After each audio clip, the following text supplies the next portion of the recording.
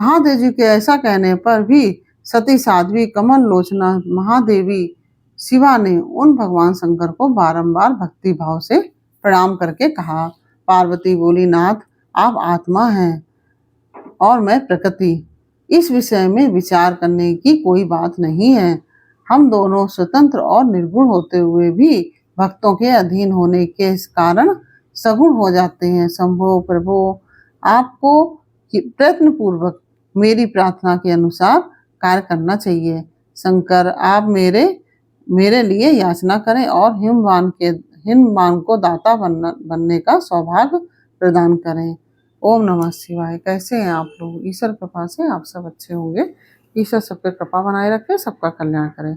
आज हम बताने जा रहे हैं श्री शिव महापुराण के रुद्र संहिता पार्वती खंड का, तृतीय पार्वती खंड का 29वां अध्याय, 29 अध्याय। शिव और पार्वती की बातचीत, शिव का पार्वती के अनुरोध को स्वीकार करना।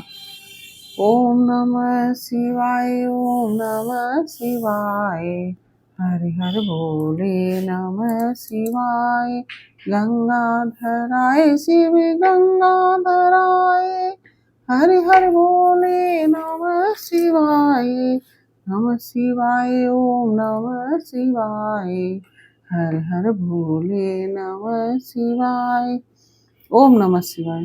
ब्रह्मा जी कहते हैं, नारद, परमात्मा हर की यह बात सुनकर और उनके आनंददायी रूप का दर्शन पाकर पार्वती को बड़ा हर्ष हुआ। उनका मुख प्रसन्नता से खिल उठा। वे बहुत सुख का अनुभव करने लगी। फिर उन महासाध्वी शिवा ने अपने पास ही खड़े हुए भगवान शिव से कहा। पार्वती बोली, देवेश्वर, आप मेरे स्वामी हैं। प्रभु, पूर्व काल में आपने जिसके लिए हर्ष पूर्वक दक्ष के यज्ञ का विनाश किया था, उसे क्यों बुला दिया था? वे ही आप हैं और वही मैं हूँ। देवेश्वर, इस समय मैं तारकासुर से दुख पाने वाले देवताओं के कार्य की सिद्धि के लिए रानी मैना के गर्भ से उत्पन्न हुई हूँ। देवेश, यदि आप प्रसन्न हैं और यदि मुझ पर कृपा करते हैं तो मेरे पति हो जाइए। ईशान प्रभु, मेरी यह बात मान लीजिए। आपकी आज्ञा लेकर मैं पिता के घर जाती हूँ। अब आप अपने विवाह रूप परम उत्तम विशुद्ध यश को सर्वत्र विख्यात कीजिए। प्रभु, नाथ प्रभु, आप तो लीला करने में कुशल हैं, अतः मेरे पिता हिमवान के पास चलिए और याचक बनकर उनसे मेरी याचना कीजिए।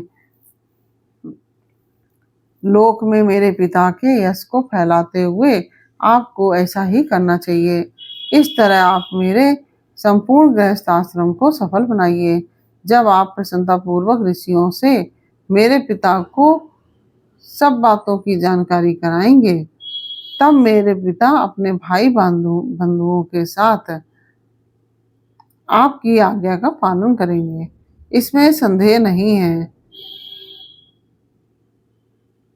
जब मैं पहले प्रजापति दक्ष की कन्या थी और मेरे पिताजी ने आपके हाथ में मेरा हाथ दिया था, जब आपके हाथ में मेरा हाथ दिया था, उस समय आपने शास्त्रोक्त विधि से विवाह का कार्य पूरा नहीं किया।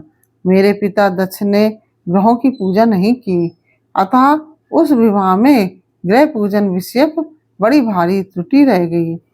इसलिए प्रभु महादेव, अब की बार देवताओं के कार्य की सिद्धि के लिए आप शास्त्रोक्त विधि से विवाह कार्य का संपादन करें।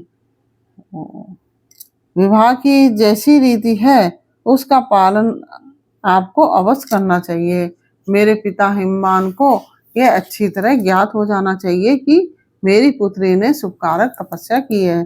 पार्वती की ऐसी बात सुनकर भगवान सदाशिव बड़े प्रसन्न हुए और उनसे हंसते हुए से प्रेम पूर्वक बोले। शिव ने कहा कि देवी महेश्वरी, मेरी यह उत्तम बात सुनो। यह उचित, मंगलकारक और निर्दोष है। इसे सुनकर वैसा ही करो। वरान ने ब्रह्मा आदि जितने भी प्राणी हैं वे सब अनित्य हैं। भामनी, यह सब जो कुछ दिखाई देता है इसे नश्वर समझो। मैं निर्गुण परमात्मा ही गुणों से युक्त हो एक से अनेक हो गया हूँ और अपने प्रकाश से प्रकाशित होता हूँ। वही परमात्मा मैं दूसरे के प्रकाश से प्रकाशित होने वाला हो गया हूँ। देवी, मैं स्वतंत्र हूँ, परंतु तुमने मुझे अब परतंत्र बना दिया है। समस्त कार्यों को करने वाली प्रकृति एवं महामाया तुम ही हो। समस्त कर्मों को करने वाली प्रकृति एवं महामाया तुम ही हो। यह संपूर्ण जगत माया में ही रचा गया है। मुझ सर्वात्मा परमात्मा ने अपनी उत्तम बुद्धि के द्वारा इसे धारण मात्र कर रखा है। सर्वत्र परमात्मा भाव रखने वाले सर्वात्मा पुण्यवानों में ने इसे अपने भीतर सींचा है और यह तीनों गुणों से अवेष्टित है। देवी, वर वर्णनी कौन मुख्य ग्रह है, कौन से ऋतु समूह है अथवा कौन दूसरे उपग्रह हैं। इस समय तुमने शिव के लिए क्या कहा है, किस कर्तव्य का विधान किया है। गुण और कार्य के भेद से हम दोनों ने इस जगत में भक्त वत्सलता के कारण भक्तों को सुख देने के हेतु अवतार ग्रहण किया है। सूक्ष्म प्रकृति हो, सदा व्यापार कुशल सगुणा और निर्गुणा भी हो। सुमध्य में मैं यहाँ संपूर्ण भूतों का आत्मा निर्विकार एवं निरीह हूँ। भक्तों की इच्छा से मैंने शरीर धारण किया है। शैलजे, मैं तुम्हारे पिता हिमालय के पास नहीं जा सकता हूँ। मैं तुम्हारे पिता हिमालय के पास नहीं जा सकता तथा भिक्षुक होकर किसी तरह तुम्हारी उनसे याचना भी नहीं कर सकता कि राजनंदिनी, महान गुणों से अत्यंत गौरवशाली महात्मा पुरुष भी अपने मुंह से देही तब दो यह बात निकालने पर तत्काल लघुता को प्राप्त हो जाता है। कल्याणी, ऐसा जानकर हमारे लिए क्या कहती हो।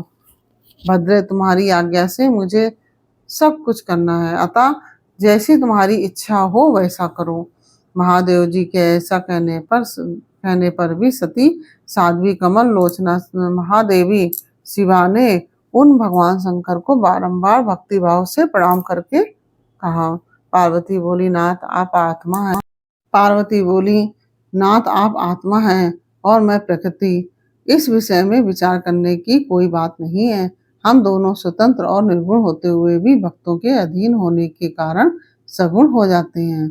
शंभो प्रभो, आपको यत्न पूर्वक मेरी प्रार्थना के अनुसार कार्य करना चाहिए। शंकर, आप मेरे लिए याचना करें और हिमवान को दाता बनने का सौभाग्य प्रदान करें। महेश्वर, मैं सदा आपकी भक्ता हूँ, अतः मुझ पर कृपा कीजिए। नाथ, सदा जन्म जन्म में मैं ही आपकी पत्नी होती रही हूँ। आप परम परमात्मा हैं, निर्गुण है, प्रकृति से परे है, निर्विकार निरीह एवं स्वतंत्र परमेश्वर है। तथापि भक्तों के उद्धार में संलग्न होकर यहाँ सगुण भी हो जाते हैं। स्व आत्मा राम होकर भी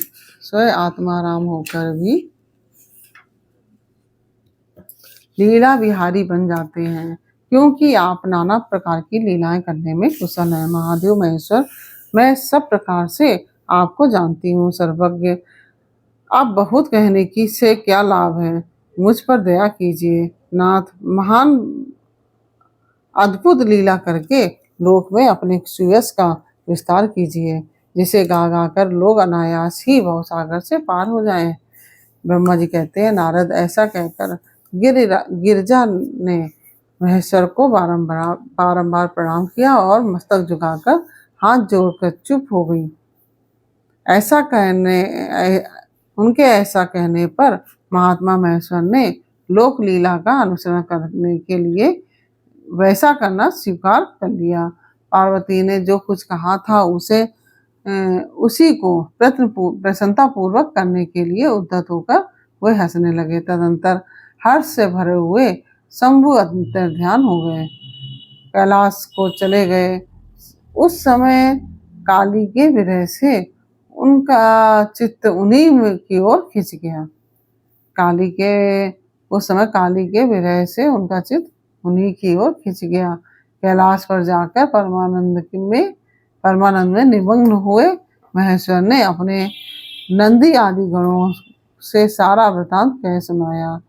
वे भैरव आदि सभी गण भी वह सब समाचार सुनकर अत्यंत सुखी हो गए और महान उत्सव करने लगे। नारद, उस समय वहां महान मंगल होने लगा। सबके दुख नष्ट हो गए और तथा रुद्रदेव को भी पूर्ण आनंद प्राप्त हुआ। इसके साथ ही यह 29वां अध्याय पूर्ण हुआ। यह अध्याय आपको कैसा लगा यह हमें कमेंट बॉक्स में अवश्य बताइए। अच्छा लगा हो तो वीडियो को लाइक शेयर अवश्य कीजिए और कमेंट में ओम नमः शिवाय अवश्य लिखिए। यदि आपने हमारे चैनल को सब्सक्राइब नहीं किया तो प्लीज़ हमारे चैनल को सब्सक्राइब कर लीजिए और बेल आइकन बटन अवश्य दबा दीजिए, जिससे कि हमारे आने वाले सारे वीडियोस आपको प्राप्त हो सकें। और फिर मिलते हैं आपसे अगले अध्याय के साथ अगले वीडियो में। तब तक के लिए राधे राधे, ओम नमः शिवाय।